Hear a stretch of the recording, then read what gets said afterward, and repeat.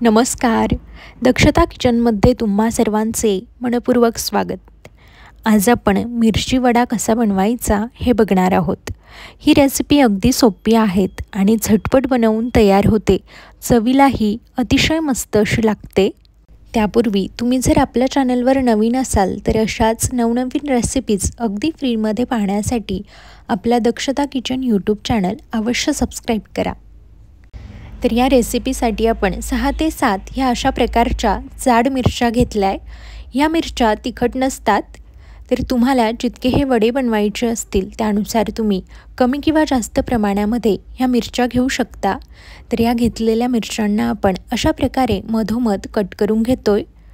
अशा प्रकारे कट करून घ्यायचं आणि त्याच्या आतमध्ये जे बी असेल ते थोडंसं काढून घेतलं तरीही चालेल. या मिरच्या अशाही तिखट नसतात, पण मग त्यातलं बी हे थोडंफार काढून घ्यायचं. तर अशा प्रकारे आपण घेतलेल्या सगळ्या मिरच्या कट करून घेतल्या. आता यासाठीचं बॅटर बनवण्यासाठी आपण एका बाउलमध्ये साधारण मोठे 4 चमचे बेसन पीठ घेतलं आहे. तुम्ही जितक्या प्रमाणामध्ये हे बनवत असाल त्यानुसार तुम्हाला कमी किंवा जास्त ह्या बॅटरसाठी बेसन पीठ लागू शकतं. हातावर क्रश करून थोडासा यामध्ये ओवा टाकून घ्यायचा. त्यानंतर अगदी चिमूटभर खाण्याचा सोडाही यामध्ये टाकून घेतला. थोडासा हिंग, पाव चमचा हळद आणि अर्धा चमचा लाल तिखट. तुम्ही लाल तिखट ही तुमच्या आवडीप्रमाणे देखील टाकू शकता.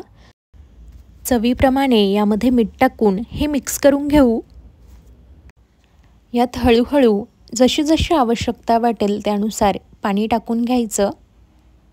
एकाच वेळी पूर्ण पाणी टाकून घ्यायचं नाही, म्हणजे यामध्ये गाठी तयार होणार नाही. छान व्यवस्थित हे मिक्स करून घेऊया.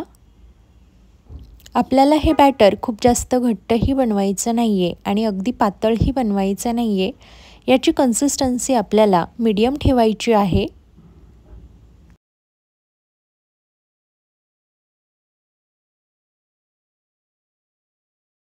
तर अशा पद्धतीने आवश्यकतेनुसार यामध्ये आपण पाण्याचा वापर करून हे असं बॅटर तयार करून घेतलं आहे.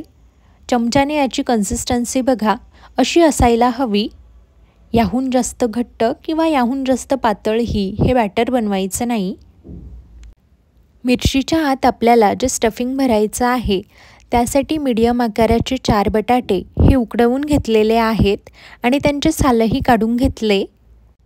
त्यासाठी एका कढईमध्ये 2 चमचे तेल टाकून घ्यायचं आणि त्यामध्ये थोडीशी मोहरी टाकून घ्यायची. मोहरी तडतडल्यानंतर यामध्ये थोडेसे जिरेही टाकायचे.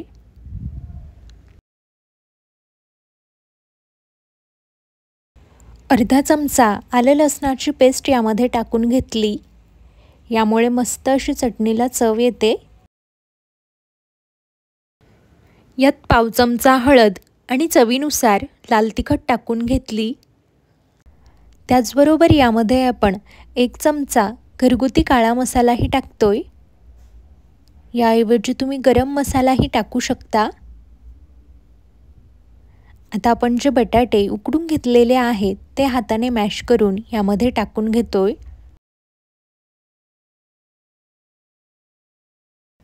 चवीनुसार यावर मीठ टाकून घेतलं. आता हे व्यवस्थित मिक्स करून परतवून घ्यायचं.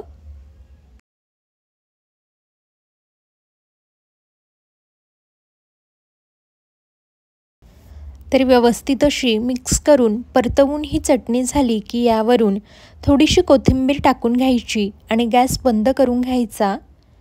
तर आपलं हे मिरचीच्या आतमध्ये भरण्यासाठीचं स्टफिंग बनवून तयार आहे.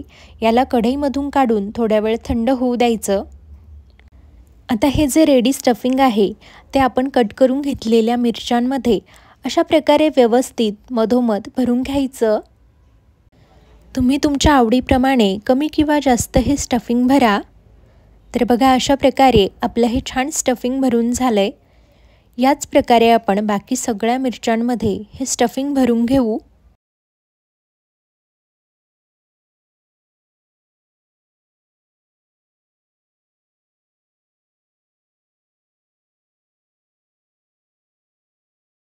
घेतलेल्या सगळ्याच मिरच्यांमध्ये हे स्टफिंग आपण व्यवस्थित असं भरून घेतलं आहे आता ह्या आपल्याला तळून घ्यायच्या आहेत।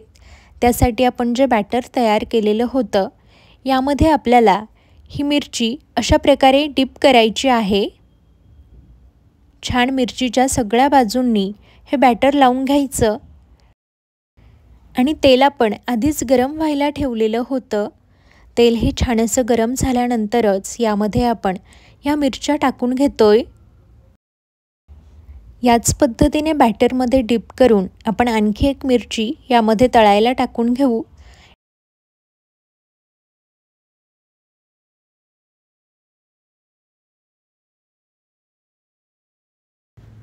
ह्या मिरच्या तळून घेताना गॅसची फ्लेम ही मीडियम ठेवायची आणि आलटून पालटून व्यवस्थित ह्या मिरच्या दोन्ही बाजूंनी तळून घ्यायच्या।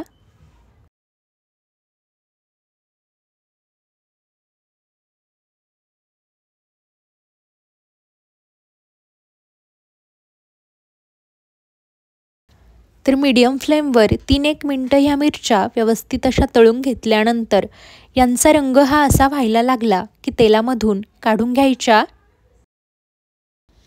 तर अगदी मस्त अशा या मिरच्या तळल्या गेल्या आहे। चवीला तर फारच छान लागतील। आता अगदी सेम याच पद्धतीने बाकीच्या ज्या मिरच्या आहे त्या आपण ह्या बॅटरमध्ये डिप करून घेऊया आणि तळून घेऊया।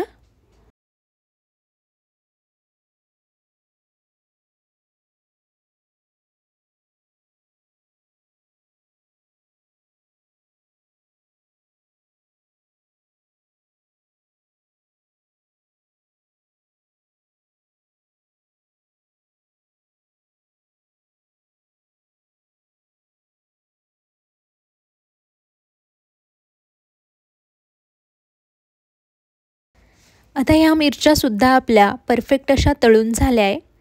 तेलामधून काढून घेऊ आणि याच पद्धतीने बाकीच्या उरलेल्या सगळ्या मिरच्या ह्या तळून घेऊया।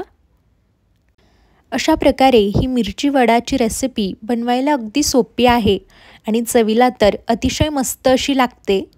मिरच्या तिखटही नसता आणि आतमधलं स्टफिंग ही छान असतं, त्यामुळे याची चव आणि कॉम्बिनेशन अगदी मस्त लागतं। तर मग अशाच पद्धतीने तुम्ही देखील ही मिरची वडाची रेसिपी नक्की बनवून बघा। आपली ही आजची रेसिपी कशी वाटली हे कमेंट करून नक्की सांगा। व्हिडिओ आवडला असेल तर व्हिडिओला लाईक करा, शेअर करा आणि अशाच नवनवीन रेसिपीज अगदी फ्रीमध्ये पाहण्यासाठी आपला दक्षता किचन यूट्यूब चॅनल अवश्य सबस्क्राईब करा।